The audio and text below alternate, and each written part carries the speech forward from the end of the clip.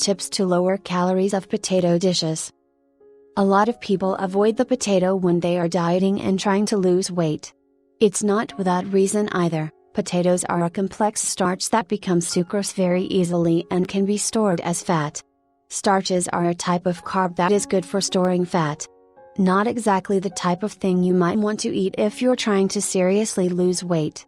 But I want to encourage the consumption of the potato because paired with good things and eaten in moderation, the potato can be a good filling carb for any meal.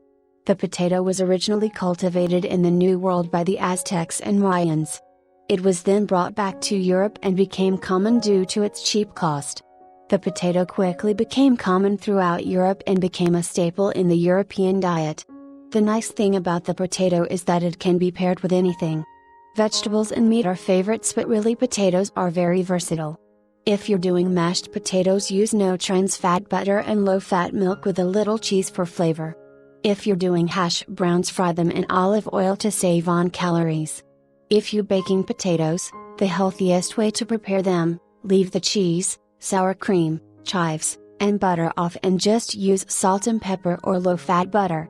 It is a well-known fact that including the skin of the potato is very important for nutrition and taking advantages of all the nutrients in the potato.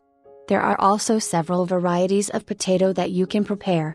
There are russet potatoes, sweet potatoes, white potatoes, and many more. Don't be afraid of experiment with different kinds, especially paired with large meats. So let's enjoy the lowly potato and prepare it with love.